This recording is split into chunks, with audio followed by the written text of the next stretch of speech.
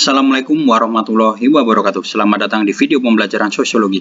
Dalam video kali ini kita akan membahas tentang integrasi sosial. Apa itu integrasi sosial atau apa itu integrasi? Mungkin bagi kalian sudah tidak asing lagi dengan istilah integrasi. Ya, dalam ilustrasi ini, integrasi adalah proses pembauran atau penyatuan dari berbagai unsur yang berbeda. Bisa apa? Bisa berbagai macam hal. Ya, dalam alat elektronik kita tahu bahwa dalam satu televisi pasti ada berbagai macam komponen yang berbeda, memiliki fungsi masing-masing, ya. Namun tujuannya mereka bersatu menjadi satu perangkat yang bernama televisi. Begitu juga dalam kehidupan kita di masyarakat, khususnya dalam bernegara, pasti memiliki berbagai macam unsur, ya, entah itu unsur elemen agama yang berbeda, unsur elemen keyakinan, ideologi, dan cara pandang, bahkan tradisi yang berbeda, namun mereka bisa bersatu. Nah, dalam sosiologi sendiri ada dua pertanyaan, ya, yang sebenarnya ini sangat wajar dan umum. Kenapa? Karena memang lahirnya sosiologi sendiri adalah membahas tentang bagaimana masyarakat bisa bersatu, bagaimana masyarakat bisa tetap terpadu meskipun ada banyak unsur-unsur yang berbeda. Jadi sebenarnya ini adalah kajian klasik, ya, di mana saat itu juga sosiologi baru awal muncul. Pertanyaan yang pertama, bagaimana berbagai elemen masyarakat dapat menjaga kesatuannya, ya kan? Mungkin kita sudah pernah melihat bahwa ya sulit juga gitu. Meskipun kita tahu bahwa bersatu itu akan banyak manfaatnya, tapi susah juga, kenyataannya banyak sekali kejadian yang membuat satu kelompok terpecah, ya. Jadi ini pertanyaan klasik. Berikutnya yang kedua, bagaimana masyarakat bersatu di antara banyak perbedaan. Nah, ini juga satu pertanyaan yang mungkin kita waktu dulu menganggapnya sebagai hal yang wajar. Namun, ya bagaimana ya kita bisa bersatu? Meskipun kita sendiri tidak bisa menafikan bahwa antara kita maupun orang lain itu pasti memiliki banyak perbedaan. Tapi kita juga butuh persatuan. Nah, di situ ya dua pertanyaan yang sangat mendasar sekali dalam materi ini. Berikutnya ini ilustrasi atau alur berpikirnya. Manusia hakikatnya merupakan makhluk sosial dan butuh manusia yang lain untuk memenuhi berbagai macam kebutuhannya. Ini sudah kita bahas di awal semester kemarin tentang bagaimana kelompok sosial terbentuk. Sama gitu ya.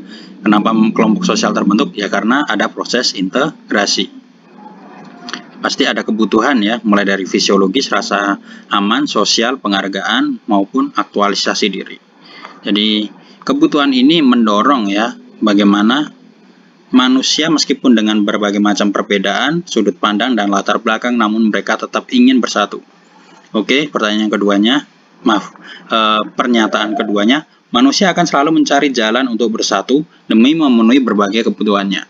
Ya, jadi dari teori ini pun kita tahu bahwa nggak ada kok yang bermusuhan, nggak ada kok yang manusia hanya ingin menyendiri dan jauh dari peradaban, dari kelompoknya gitu.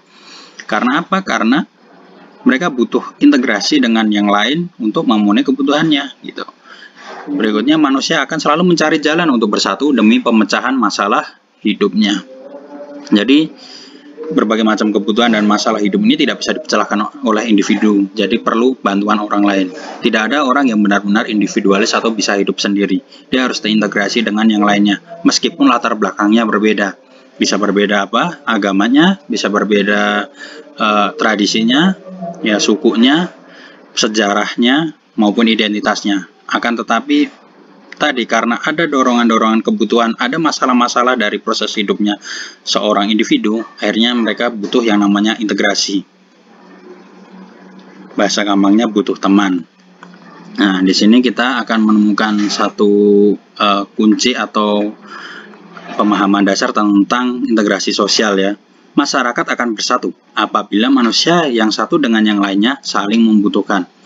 Ini sudah semacam fitrah dan nas, ya, artinya manusia itu akan bersatu, selalu akan ada persatuan, tidak mungkin selamanya perpecahan. Karena apa? Karena saling membutuhkan. Berikutnya, masyarakat dapat bersatu selama nilai-nilai perdamaian masih dijalankan. Ya, meskipun tadi yang pernyataan yang pertama, fitrahnya memang kita bersatu, tapi kan kenyataannya kita melihat ada konflik, ada pertikaian, ada kesenjangan, ada bersih tegang dan sebagainya ya. Nah, di situ bagaimana upaya-upaya kita supaya tetap bersatu? Yang pasti harus ada nilai-nilai perdamaian. Mereka harus menjunjung tinggi bahwa ada prinsip mungkin perbedaan sulit untuk dipisahkan, akan tetapi persatuan ini justru akan memberikan banyak manfaat. Berikutnya, manusia akan menciptakan sistem dan kesepakatan supaya tetap bersatu di antara banyak perbedaan. Artinya, oke, satu hal yang sulit dan mustahil untuk menghilangkan satu identitas ciri khas karakter yang unik dari kita, dari manusianya. Ya, setiap orang punya hal yang berbeda, entah itu dari segi cara hidupnya, cara pandangnya, prinsipnya, keyakinannya. Akan tetapi, tadi kita sepakat bahwa meskipun berbeda, tapi mereka harus tetap bersatu. Nah, di sini mereka harus menciptakan satu sistem dan kesepakatan.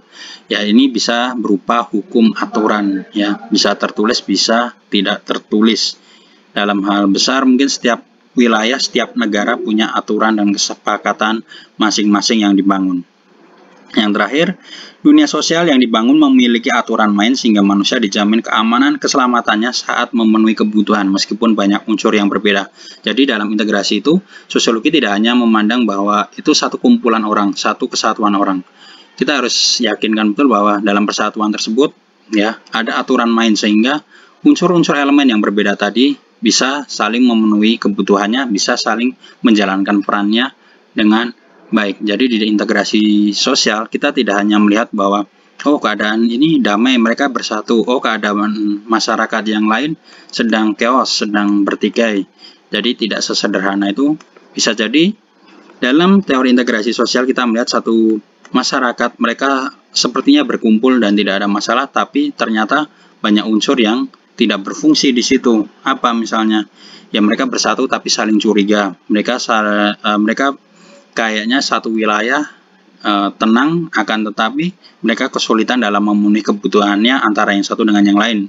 Interaksinya yang terjadi adalah disosiatif misalnya, hanya tampaknya saja. Jadi istilah terintegrasi ini kalau dipadukan dengan rasa damai, damai yang benar-benar utuh karena antara satu unsur yang lainnya benar-benar tadi saling memberikan perannya dan saling melengkapi kebutuhannya.